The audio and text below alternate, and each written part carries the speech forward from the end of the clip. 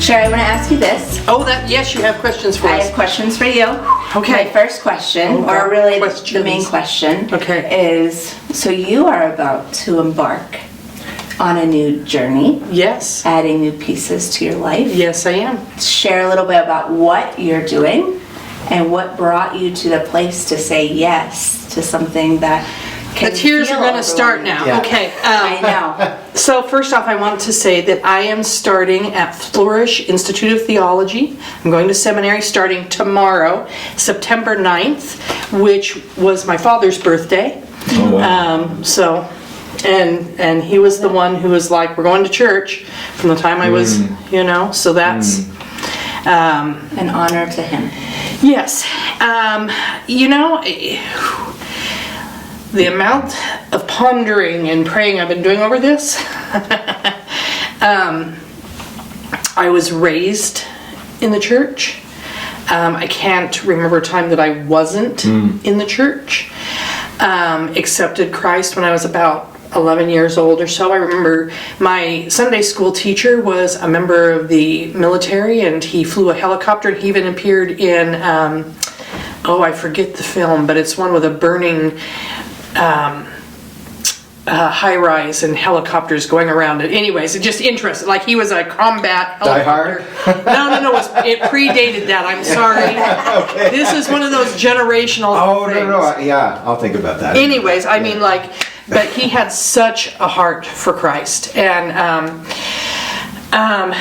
so I grew up in the church, and I tried a couple different denominations after I graduated high school. So I went to all these different a few different denominations, and one thing and another. I eventually ended up here, late 30s.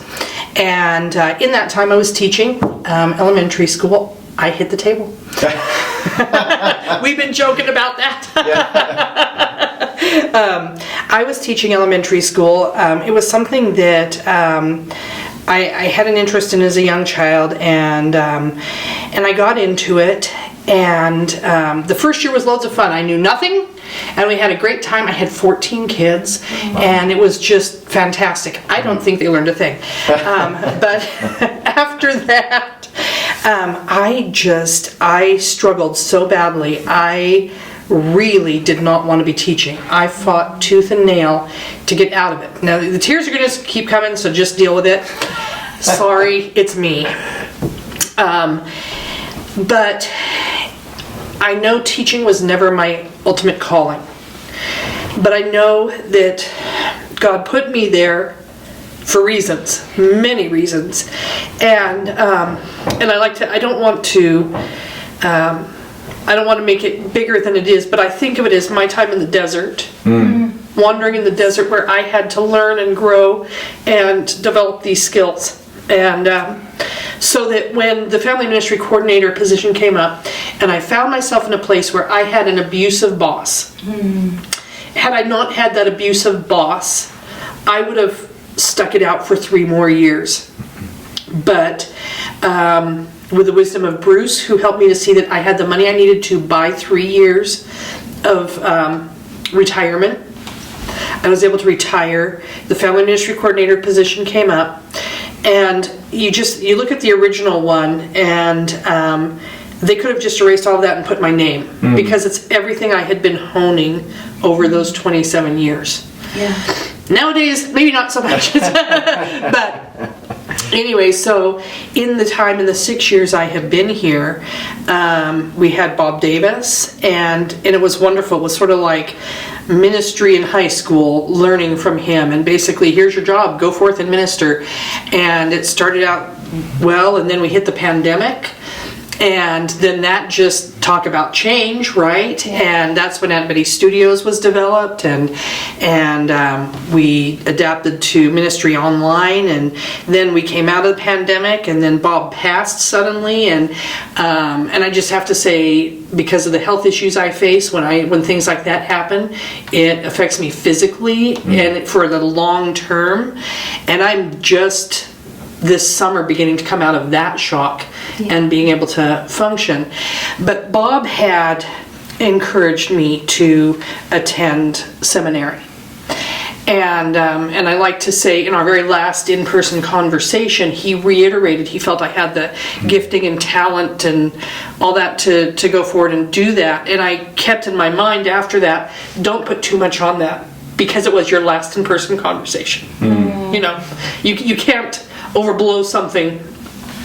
Well, then we had the year without Bob, and of course I wasn't going to do anything at that point because we were just doing things here in a wonderful way. God worked so well in that year without a pastor. I loved hearing the stories this weekend. Right? It was awesome. And then, I mean, talk about the prayers that went on. That's something that I think we did really well. And then God brought us you and your family. And of course, there's a transition there. And so we had like a transition of that. And you and I had talked about it and how, you know, it was something you had encouraged me.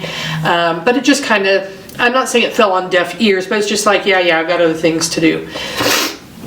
But now we're like a year and a half in, and we're kind of out of your transition. And I think we're always transitioning, changing. But this summer, Ian said to me, I came to him one day and I said, you know what, I feel like I got a good basis for maybe being an administrator. I've got a lot to learn, a lot of things I can refine, but I think I could be a good administrator. And he says, you know, I just see you more as a minister of discipleship. And that just like went right to my heart. It was like, that was the key that hadn't been opened up before, was discipleship. Yeah. Because I have clicked with Alpha, and Alpha's discipleship, and we're looking at what to do past Alpha and all this. And so I went ahead and I applied, and so yeah, tomorrow, September 9th, I'm going for my MA at the moment. I would not be surprised if that turns into an MDiv, but I'm only going part-time, and part-time's enough, but also this could be a years-long journey, which is good because I probably will need that for growth and change and all that. And so, did I answer your question? Yes. Excited for you, Sherry, and this journey. And, you know, sometimes God shows us things that we are to walk in, but it takes time until the right door opens, right? Like, he nudged you in so many ways. Yeah. And then it wasn't till now, right, in this season, that you could say yes to it. And I think that's the beauty of our relationship with God, is that he knows what we need. He knows sometimes that we can't just say yes to it right away, that he has to knock a little bit until the door opens. But I'm excited for you. You know, I'm excited for what God's going to do in you. All the knowledge, you know, you're going to get. That's what I'm excited for. A lot of that, yeah. But then you already have the heart. Yeah, absolutely. Right? And so when you pair the head knowledge and the heart, there's going to be so much fruit that's going to explode, and it's going to be so good. And I'm excited to be and hear about your journey and all of that. And yeah, seminary is hard. It's hard to sit in that space, whatever stage of life you're in, you know, but it's so good and so worth it. And when you get to the end, there's just this sense of, God, we did it together. The ups, the downs, right? The journey. It's going to be so good. So, yes, I wanted to hear about that. I wanted them to hear about it, so that other people can be praying for you. They can be encouraging you, you know, and you can be looking for opportunities to share what you're learning. Right. You know, that's the beauty of having a kind of a job and seminary at the same time, is you get a place to practically, you know, live it out and flesh it out and see, you know. Yeah, and that's where Ian comes in, because I have to do mentored ministry, and so he's going to have to mentor me through that. But yes, exactly. I think there's so much learning on the job, and I hope to be able to do it more efficiently. That's I want to be able to serve better. Yeah. And I said to you, and I'm just going to say this to everybody, I love, you know, I love kids. You saw me with yours, and you've seen me with yours. I do love kids. But I've said, the teaching, and I think my issue with teaching kids, when you're teaching biblically, there's a blooper. When you're teaching biblically, you can't get it wrong. Like, You can't get it wrong. You cannot skew the gospel and be like, it's okay. If I, in this church, got something wrong, an adult would call me on it. They know their Bibles. They'd call me on it. And it's not that I don't know my Bible, but I mean, I'm going into New Testament exegesis, and I'm excited for that deeper depth of knowledge so I can approach lesson planning and talking with these kids with more confidence. Yeah. I had a thought when you were talking about teaching, Sherry, is that I feel like God brought you in that season, and you called it your wilderness desert season of teaching in the school. And it can be hard because, right, we're not sharing Jesus in a verbal way, right? We are sharing him in our love and our actions, right? But we can't always speak the name of Jesus in that setting. But I feel like I want to just speak to you and say, God has redeemed that in this season here, and just appreciate that and be grateful for how he's redeeming it. And I think he still will redeem it. And you'll look back at your teaching and say, God, it felt hard and it sometimes felt lonely, but here is where you've brought me to this place, and now you're redeeming all of those things, and find the joy in it again, and see it not as like that those were losses, right? But those are the gains that have created and given you the opportunity here. So just want to encourage you in that. For sure. Thank you. Ian, my question to you, you're about to go. Not that our crew Movie doesn't magic know. just happened here. I know. Ian, my question for you is, you are about to go overseas. That's right. So I want to hear a little bit about how that came about, what you're going to do, and how does that apply or pull into your ministry here at Carson City? Yeah, so we're sending a team to Thailand and on to South Korea after that.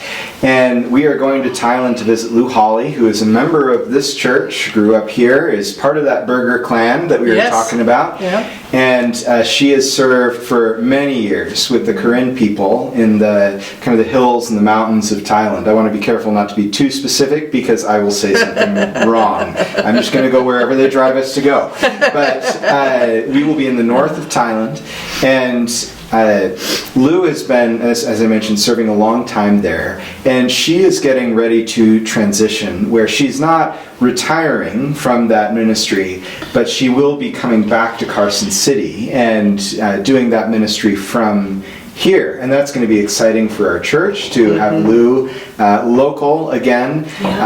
But we're anyway. Before she makes that transition, I believe Lou asked if we would come, and I was like, yes. I mean, we have to go while we have the opportunity to see you there, to know that ministry. It's an exciting ministry. The Karen are a people group in Thailand, and we're sending kids to Chiang Mai, to the university, and those kids often, coming from this very different place, would struggle when they got to Chiang Mai. So they're helped there with community, they're helped there with housing and with study skills, and then they're discipled in Jesus while they're at university. And it's been this amazing ministry. So while we're there, we're going to see that part of the ministry in Chiang Mai, and we're also going to travel to the mountains to see the Karen in their homes, and to serve alongside of the KLDP students. They're going to be leading the charge, and we're going to stand there like, I don't know what. We're going to help however we can. So we're really excited for that. And then we're going to stop in South Korea on the way home.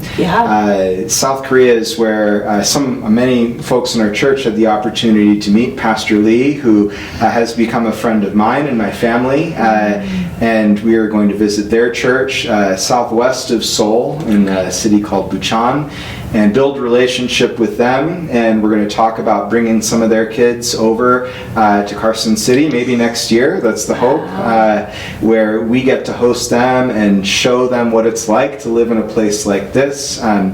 If you think of South Korea is about half the geographic area of California, with about 150% of the population. Wow.